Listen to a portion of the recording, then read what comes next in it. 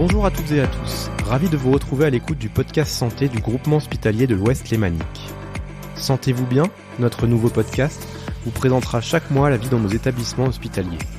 Les hôpitaux de Nyon et de Rolle et l'EMS Les Jardins du Léman à Rolle. Avec nos invités, nous évoquerons l'offre de soins, les actions de prévention et tous les événements santé qui font l'actualité autour du Léman. Vous vous retrouvez souvent seul avec des questions de santé ? Vous êtes à la recherche d'informations et d'expertise médicale ? Si vous ne voulez rien manquer des réponses de nos spécialistes médicaux, abonnez-vous à notre podcast sur les différentes plateformes. Notre premier épisode traite de l'accident vasculaire cérébral, ou AVC, qui représente la 3e cause de décès en Suisse et la première cause de handicap sévère dans les pays industrialisés. Un homme sur 6 et une femme sur 5 seront victimes d'un AVC au cours de leur vie. Pour améliorer la prise en charge des victimes d'attaques cérébrales puis leur rééducation neurologique, l'hôpital de Nyon est agréé Stroke Unit depuis 2015 et prend en charge environ 350 patients et patientes par an en hospitalisation. Pour mieux comprendre la mission de ces Stroke Unit, j'ai le plaisir de recevoir le docteur Julian Niederhauser, médecin agréé en neurologie au GOL et directeur de l'unité neurovasculaire. Bonjour docteur. Bonjour. Avant d'expliquer plus en détail ce qu'est une Stroke Unit, pouvez-vous nous rappeler ce qu'est un accident vasculaire cérébral ou plus communément appelé AVC ? Pour simplifier les choses, un AVC, finalement, c'est un manque de sang quelque part dans le cerveau qui va conduire à une lésion du cerveau qui peut être transitoire ou définitif. Donc ce manque de sang quelque part dans le cerveau est lié à une occlusion d'une artère qui peut être une artère de petit calibre, quelque part tout en surface du cerveau ou en profondeur du cerveau, ou une artère de gros calibre qui va affecter une région importante du cerveau. Ce qui explique qu'il y a des lésions qui conduisent à des symptômes très limités, donc peu de plaintes du patient, et d'autres qui vont conduire à un tableau beaucoup plus impressionnant avec des déficits importants pour le patient et son entourage. Est-ce qu'il y a des signes d'alerte particuliers justement qui conduisent à l'AVC ? Qu'est-ce qui peut me poser question ? Je suis peut-être en train de faire un AVC ou que je suis en face de quelqu'un qui a probablement les symptômes d'un AVC.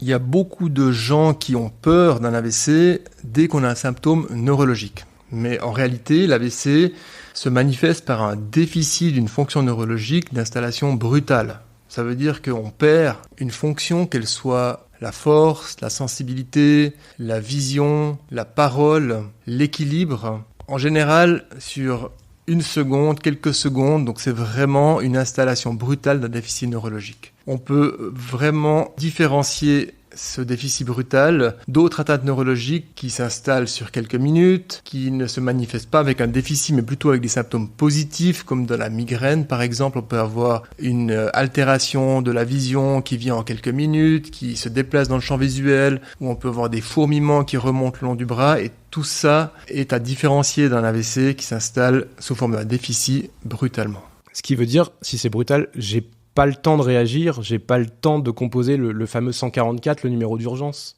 Alors évidemment, ça dépend du degré d'atteinte du patient. Si un patient développe un trouble du langage qui n'affecte pas uniquement le langage oral, mais peut-être même la capacité à comprendre ce qu'on doit faire, à réaliser un acte comme composer un numéro de téléphone, à ce moment-là, le patient ne sera peut-être pas en capacité de composer le 144 et c'est son entourage qui devra le faire. Par contre, il y a des patients qui ont un déficit qui n'empêche pas de parler à l'entourage, d'alerter les proches ou de composer le 144 pour demander une prise en charge en urgence. Très bien, merci pour ces explications. Quelle différence fait-on entre l'AVC et l'AIT, donc l'accident ischémique transitoire ? De manière simple, l'accident ischémique transitoire ne laisse pas de séquelles pour le patient. Disons, l'imagerie cérébrale, qu'elle soit par scanner ou par résonance magnétique, ne va pas non plus démontrer une lésion constituée. Donc il y a une souffrance dans le cerveau quelque part lié à un manque de sang, qui a conduit à un déficit transitoire de fonction neurologique qui va disparaître en général en moins d'1 heure. Eh bien merci docteur pour ces précisions. Donc comme je le disais en introduction, l'unité neurovasculaire du GOL est certifiée Stroke Unit et vous êtes présent aujourd'hui donc en tant que directeur de cette Stroke Unit, et on a également la chance d'avoir avec nous Élise Cadeau-Berger qui est logopédiste à la clinique de la Linière et qui intervient au sein de l'unité neurovasculaire du GOL. Bonjour Élise. Bonjour. Est-ce que vous pouvez nous expliquer en quelques mots en quoi consiste le métier de logopédiste ? Alors les logopédistes, d'une manière générale, s'occupent de tout ce qui touche la communication. Donc ça va être le langage oral et le langage écrit. Tout ce qui touche aussi la parole, la façon d'articuler les sons, de prononcer les mots. Et puis tout ce qui touche aussi, ce qui est en général moins connu, tout ce qui touche la déglutition. La capacité des personnes, adultes et enfants, à pouvoir avaler correctement tout ce qu'on peut mettre en bouche pour le manger. Ou même juste la salive dans notre vie de tous les jours. Très bien, merci pour ces explications. Donc, les logopédistes qui interviennent comme les neurologues, comme les physiothérapeutes, comme les ergothérapeutes, comme les neuropsychologues, dès le début de l'intervention au niveau de la stroke unit. La prise en charge, justement, c'est ce qui a de plus important, ce que nous avons vu tout à l'heure par rapport à l'AVC. Je reviens vers vous, Dr Niederhauser, vous êtes médecin agréé au GOL depuis 2011, après être passé par le service de neurologie de l'hôpital de Strasbourg, puis du CHUV à Lausanne. En quoi la certification Stroke Unit qu'on a obtenue ici en 2015 était importante pour le GOL et qu'est-ce qu'elle garantit concrètement pour la patientèle ? La certification date de 2015, mais les patients qui souffraient d'AVC étaient déjà traités à l'hôpital de Nyon depuis très longtemps. Au début, donc, c'était finalement beaucoup de travail pour nous. L'idée d'avoir une certification, c'est d'avoir des processus standardisés au niveau suisse, avec une dotation personnelle spécialisée qui est plus grande. Ça nous a permis d'engager justement des thérapeutes en rééducation aiguë, logopédistes, neuropsychologues, ergothérapeutes, qui étaient jusque-là absents à l'hôpital de Nyon, et de renforcer l'équipe de physiothérapie. On a aussi renforcé l'équipe de techniciens en électroencéphalographie. On a créé beaucoup de parcours standardisés de patients. Donc les patients ont une prise en charge rapide aux urgences avec réalisation d'une imagerie soit par scanner, soit par résonance magnétique dans les premières heures de leur arrivée avec un diagnostic posé rapidement, un traitement plus adéquat parce qu'il y a un neurologue qui est impliqué 24 heures sur 24 alors que ce n'était pas le cas auparavant. Et puis les études ont montré que les patients évoluaient mieux quand ils souffraient d'un AVC ou d'une hémorragie cérébrale lorsqu'ils étaient hospitalisés dans une stroke unit plutôt que dans un service soit de neurologie générale, soit de médecine interne. On a par exemple un colloque hebdomadaire qui réunit les différents thérapeutes, un médecin rééducateur spécialiste en rééducation avec nos partenaires de la Linière et de Lavigny, et puis les neurologues, les infirmiers en charge des patients, les médecins assistants en charge des patients. Et on arrive à guider la rééducation aiguë, orienter le patient s'il a besoin d'une rééducation hospitalière, d'une rééducation ambulatoire, discuter des aspects de la conduite automobile, de la reprise du travail, et finalement voir le patient dans une approche plus globale que chaque cours de métier séparément comme on faisait auparavant. C'est ça, parce qu'en fait, il peut y avoir des troubles du langage, des troubles de la marche, enfin différents types de troubles. Et vous, le fait que tous ces spécialistes médicaux, vous évoluez ensemble, ça vous permet justement de mieux réorganiser, c'est ça, sa prise en charge et du coup sa rééducation. Disons, c'est vrai que, par exemple, nous, médecins, peut rater un déficit qui ne nous apparaît pas immédiatement quand on va examiner le patient au lit ou quand on le voit marcher quelque part, parce que finalement on ne l'aura pas évalué soit précisément d'un point de vue langage, mémoire, la manière d'avaler, mais aussi dans les activités de la vie quotidienne comme font les ergothérapeutes, savoir si un patient est capable de s'habiller, de se laver, comment il réagit dans certaines situations qu'il va rencontrer dès sa sortie de l'hôpital. Donc ça évite finalement de se retrouver avec un patient où nous on a l'impression qu'il est tout à fait en capacité de rentrer à la maison, alors que au final, s'il rentrait, ça serait un échec. Le patient rentrerait à nouveau à l'hôpital où sa famille serait dépassée par la situation. Je reviens justement sur la prise en charge et puis surtout ces gestes de la vie quotidienne. Élise, là je me tourne vers vous parce que c'est peut-être justement là-dessus que vous intervenez également. C'est-à-dire que vous êtes au chevet du patient, vous allez essayer de comprendre et de déceler le moindre trouble qu'on n'aura peut-être pas vu justement de manière médicale. Oui, alors justement avec les autres thérapeutes qui y travaillent aussi, ici c'est vrai que là ça va être notre rôle d'aller chercher plus précisément ce qui pourrait avoir été affecté par l'AVC. En ce qui me concerne, je vais aller tester tout ce dont on a parlé avant, donc tout ce qui est la communication, comment il est encore capable de communiquer, et sa parole aussi, comment il arrive à articuler, et puis comment il arrive à avaler, à manger. parce que on sait que c'est des troubles qui arrivent très très fréquemment après les AVC et qui peuvent passer inaperçus, justement quand on passe 5 minutes voir le patient pour parler d'autre chose, parler plus du côté médical. Il y a des patients, on peut dire, qui donnent le change. On les voit comme ça, on se dit que ça va plutôt bien, et puis en fait, si on approfondit un petit peu, là, on se rend compte qu'il y a quand même des difficultés, des troubles qui, justement, dans la vie quotidienne, pourraient être très handicapantes. Et vous ne pouvez pas être non plus à leur chevet 24 heures sur 24. Comment vous faites par rapport à ce suivi et puis cette surveillance? Vous devez, j'imagine, former vos collègues, vous devez aussi les informer sur ces sujets-là pour qu'ils soient attentifs à ce genre de signes? Surtout pour ce qui est de la déglutition, justement. Il y a quand même tout un protocole qui est établi avec des tests assez précis que les soignants doivent effectuer tous les jours auprès du patient, parce que nous, on peut pas forcément, en effet, si le patient arrive à 2h du matin ou voilà, un moment où nous, on n'est pas là, on va pas pouvoir tout de suite lui faire les tests de déglutition, et il faut que, au bout d'un moment, on puisse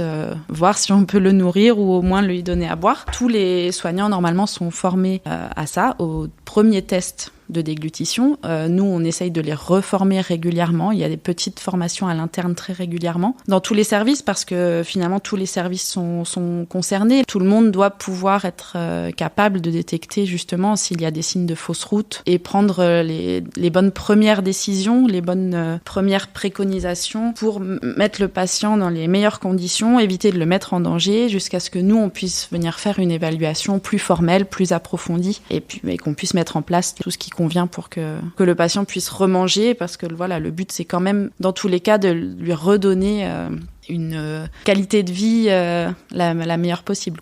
On a l'impression que ce sujet de fausse route silencieuse, justement, c'est quelque chose de particulièrement important. Vous mettez beaucoup d'énergie là-dedans dans la formation. Pour quelles raisons ? Alors justement, il faut savoir que les pneumopathies, donc les pneumopathies, ce sont des infections au niveau pulmonaire qui sont dues à l'inhalation des aliments ou de l'eau que vous allez consommer et qui passent finalement dans les poumons plutôt que de passer dans l'œsophage pour aller vers l'estomac. Et en fait, ces pneumopathies, c'est quand même la 2e cause de décès post-AVC. Donc c'est vraiment quelque chose contre laquelle il faut lutter pour pouvoir lutter contre ça, pour que les gens puissent se rendre compte qu'il y a ces inhalations qui peuvent, comme vous avez dit, parfois être silencieuses. Il faut les former à reconnaître tous les petits signes. Ça va être les yeux qui vont se mettre à pleurer finalement quand le patient vient d'avaler. La toux, ça on peut tous s'en rendre compte, c'est facile. Plein d'autres petits signes comme ça qu'on essaye de montrer aux soignants, qu'on essaye un petit peu de tester ensemble pour être sûr qu'on passe le moins possible à côté de ces inhalations, voilà, qui peuvent avoir des conséquences vraiment terribles pour les patients. Et vous, docteur, vous êtes 3 médecins neurologues sur l'hôpital de Nyon, donc avec la doctoresse Fisch et puis le docteur Toledo. Vous intervenez également, vous repassez voir cette patientèle, j'imagine. Enfin, vous avez une présence 24/24, c'est ça, grosso modo, avec un système de garde? Donc nous, on fait la visite tous les jours, en semaine, et puis donc le week-end, la nuit, les jours fériés, on est piqué, ça veut dire qu'on peut se rendre sur place en 35 minutes. On supervise les traitements aigus de l'AVC dans les premières minutes, ça veut dire que là on n'a pas de latence pour l'intervention, on peut intervenir heureusement à distance en supervisant des médecins formés sur place. Et puis donc oui, on va suivre ces patients tout au long de leur hospitalisation pour essayer justement de leur redonner le maximum d'autonomie. Notre rôle étant aussi de trouver la cause de cet AVC. Parce que finalement, il y a 2 aspects. Il y a l'aspect, je suis un patient, j'ai un déficit, j'espère m'en sortir le mieux possible, je vais faire de la rééducation. Mais il y a l'aspect, quelle est l'origine de mon AVC et comment je fais pour éviter que mon AVC revienne. C'est vrai que les patients, finalement, quand ils sont hospitalisés peu de temps, ils ont peu de déficit, ils se rendent pas vraiment compte qu'ils ont eu un problème grave. Et ils se rendent pas vraiment compte non plus de l'importance de tout le bilan pour éviter la récidive. Donc ça, c'est aussi, ça fait partie du bilan médical, mais aussi de l'éducation thérapeutique, qui est un aspect très important aussi pour les patients. D'accord, parce que justement, dans cette rééducation pluridisciplinaire qu'on a détaillée tout à l'heure, avec les ergos, avec les physios, les logopédistes, justement, qui démarrent en fait dès le lendemain de l'accident, le rythme est quand même assez soutenu. Comment vous faites également chacun et chacune pour gérer la fatigue, parce qu'on sait qu'un AVC, c'est quand même traumatisant? Alors c'est vrai que c'est un facteur qu'on doit prendre en compte tout de suite. D'ailleurs, c'est vraiment quelque chose qu'on précise, nous, dans tous nos rapports de bilan. C'est vraiment quelque chose d'important et c'est aussi quelque chose qui va être important pour la suite quand on va discuter ensemble durant ces colloques de ce qu'on peut proposer aux patients à la sortie de l'hôpital. Si on veut pouvoir les envoyer dans des centres de rééducation, justement, de réadaptation neurologique, il faut qu'on estime qu'ils vont être capables de suivre une rééducation qu'on pourrait considérer intensive, parce qu'il faut qu'ils puissent participer plusieurs fois par jour à des séances de logopédie, d'ergothérapie, de physiothérapie. Donc on s'assure justement qu'ils soient pas trop fatigables au moment de sortir. Et puis quand on est vraiment dans cette phase aiguë, l'avantage c'est qu'on est très complémentaires dans nos interventions. Mes collègues physio, ergo vont s'intéresser à l'ensemble du corps, au côté moteur, au côté praxique, au côté sensitif. Donc là c'est vrai que ils vont pouvoir essayer de les mettre debout, de leur faire des choses comme ça, faire des tests un petit peu de force dans les membres, enfin voilà, tout ce genre de choses. Moi, en général, ils peuvent rester assis.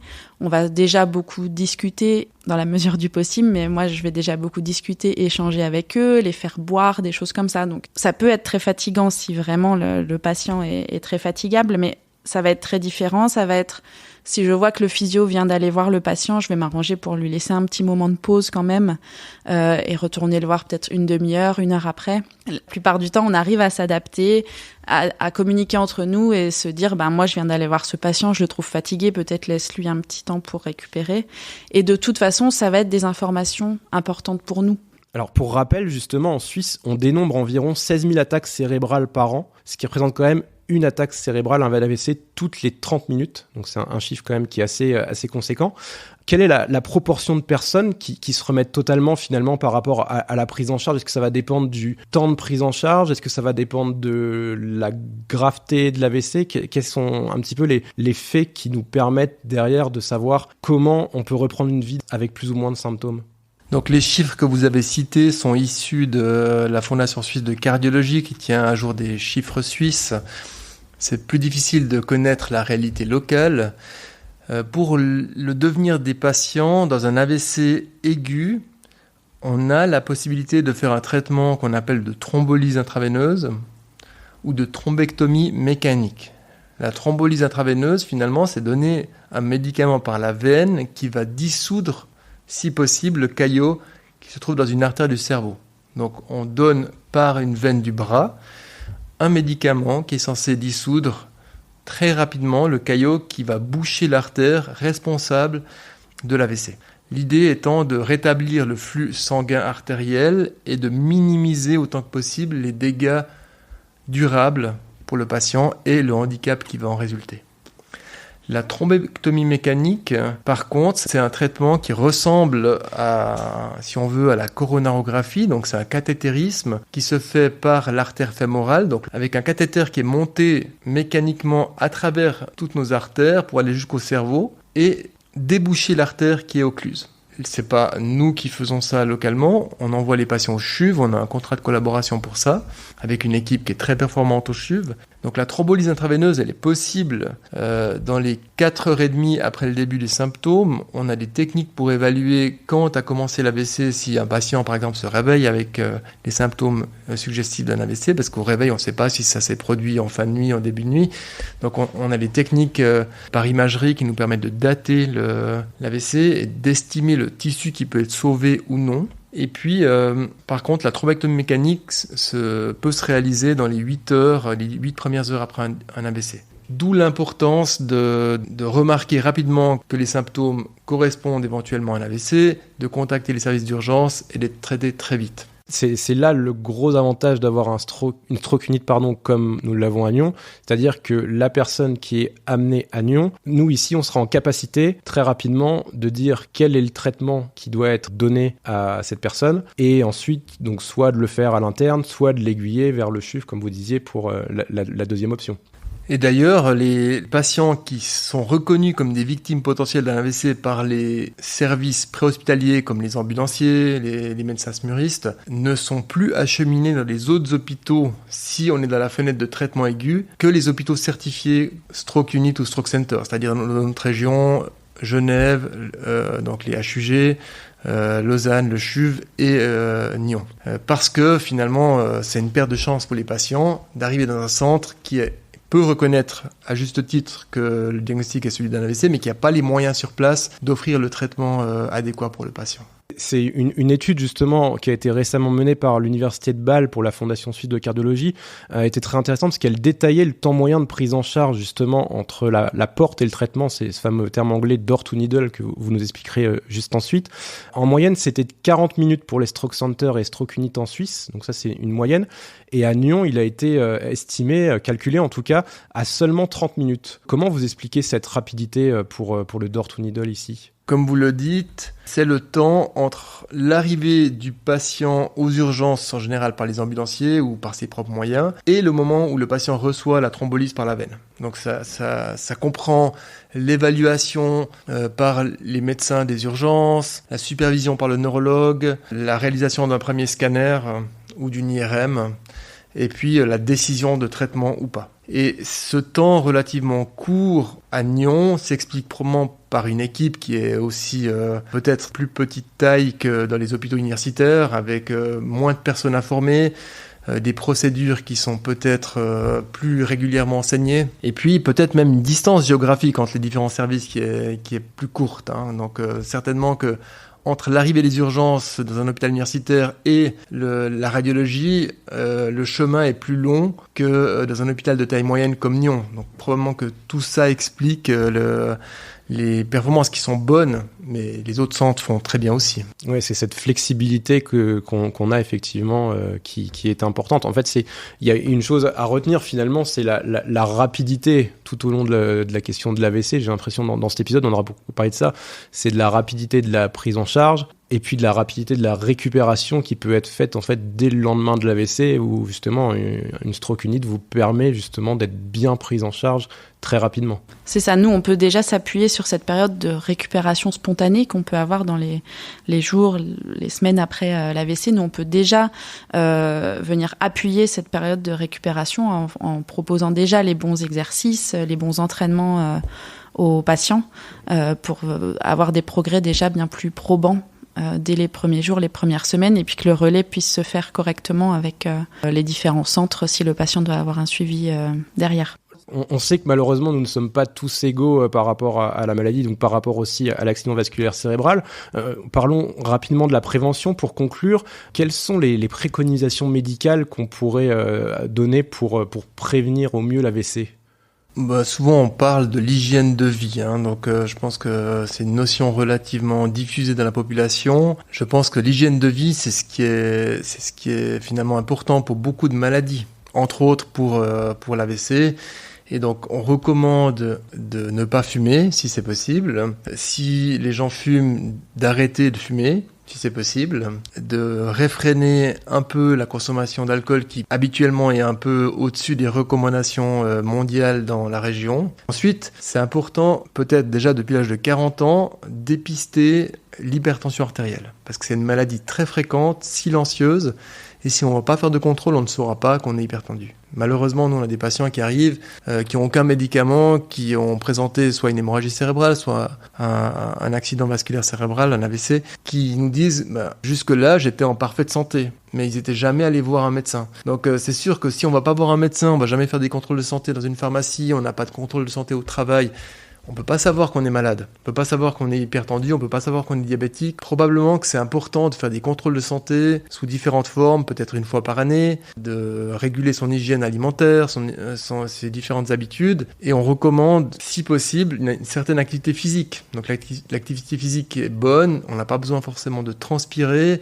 L'idée c'est de faire, l'OMS recommande 3 fois 45 minutes par semaine d'une activité modérée. Ça peut être de la marche un peu rapide, on est légèrement soufflé, ça peut être la natation, on n'a pas besoin de transpirer, on n'a pas besoin de faire la compétition. C'est une activité modérée. Du vélo, des choses comme ça. Tout à fait. Et puis dans la vie de tous les jours, c'est encore mieux. Le message, quels que soient un petit peu les risques ou les effets ressentis, c'est parlez-en toujours à votre médecin traitant. N'hésitez pas surtout à ouvrir le dialogue dès que vous avez un doute sur votre état de santé ou sur quelque chose d'anormal. Le médecin traitant, c'est la porte d'entrée Et puis après, il saura vous aiguiller vers les différents spécialistes médicaux qui pourront vous accompagner par la suite. Malheureusement, le système de santé change et il y a beaucoup de patients plus jeunes qui n'ont pas de médecin traitant. Ces patients-là, les habitudes, c'est plutôt de venir aux urgences ou dans un centre dans une permanence quand il y a un bobo. Mais il faudrait aussi venir dans une pharmacie ou dans un centre de dépistage ou dans des campagnes de santé qui sont organisées, mais de se dire, une fois par année, je fais un dépistage. L'hypertension augmente de 3 fois le risque de faire un AVC. Le diabète, c'est plutôt moins de 2 fois. Le tabac, c'est 2 fois. Donc, chaque facteur de risque a un poids différent. Et c'est vraiment important de focaliser l'attention sur les facteurs les plus importants comme l'hypertension. On a également des outils en ligne qu'on peut conseiller également. Il y a l'application en ligne Stroke Riskometer que vous pourrez trouver sur le site www.strokeriskometer.com qui, elle, permet d'estimer approximativement un risque d'AVC entre 5 à 10 ans. Donc ça peut toujours être intéressant également pour avoir une première approche. Et puis il y a la Fondation Suisse de Cardiologie qui, elle, a lancé une application qui s'appelle Urgence Help, donc HELP comme aide, qui aide à réaliser les premiers secours en cas d'attaque cérébrale ou d'arrêt cardio-circulatoire et aussi à alerter les secours au numéro d'urgence 144. C'est le numéro qu'on rappellera jamais assez en cas de doute par rapport à un AVC, composé très rapidement le 144. Nous arrivons au terme de ce premier épisode. Je remercie chaleureusement le docteur Niederhauser et Élise Cadeau-Berger pour votre participation à ce podcast et puis votre éclairage médical sur le sujet. C'était très intéressant. Merci à tous également, chers auditeurs et chères auditrices, d'avoir été au rendez-vous et jusqu'au terme de l'épisode. Pour nous soutenir et contribuer à un lancement réussi, n'hésitez pas à laisser une note et un avis sur votre plateforme de podcast favori. Vous pouvez également nous laisser un commentaire en mentionnant les différents sujets santé qui vous tiennent à cœur pour que nous en parlions dans les prochains épisodes avec nos spécialistes santé. À bientôt et d'ici là, sentez-vous bien.